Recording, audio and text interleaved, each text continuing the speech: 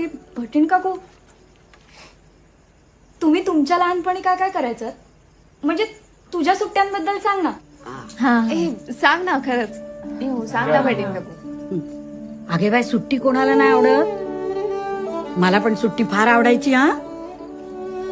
पण आम्ही सुट्ट्यांमध्ये तुमच्यासारखे कुलेवार करून नाही झोपायचो. आम्ही लवकर उठायचो आणि वाडीत जायचो. तिथे आमचे बाबा सुपाऱ्या काढत बसलेले असायचे. मग आम्ही त्या सगळ्या सुपाऱ्या गोळा करून ना आईच्या पुढ्यात नेऊन ओतायचो. मग न्यारी झाल्यानंतर ना आम्ही फिरायला निघायचो. आता त्या वेळेला कसं, आमच्याकडे तुमच्यासारखी डोंगराखाली गाडी नव्हती ना.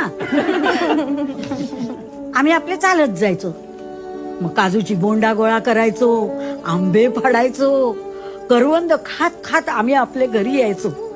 मग संध्याकाळ झालेली असायची ना, म्हणून आमची आई आपली आम्हाला शुभंकरोती म्हणायला बसवायची आणि मग ती कर्माट बनवायची.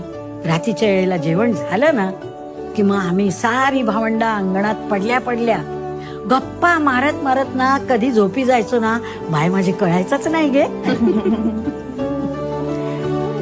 अरे पोरानो, तुम्ही जेव्हा मस्ती करता ना तेव्हा ना मला माझा लहानपण आठवता बघ. जीवाला फार भारी वाटतं माझा. अरे बाबा, कोकणामध्ये जन्मायला आणि यायला फार मोठा भाग्य असावा लागतो हा. हे मात्र खरं. पण आता काय रे, माणसाला शहराची चट लागली ना. गावाकडे कोण फिरकतच नाही.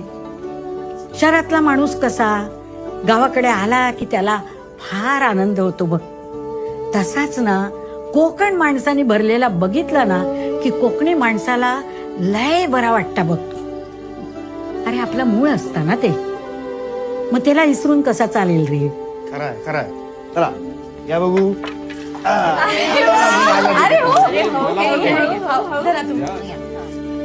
अरे मेल्यानो, एक एकटे काय खाता?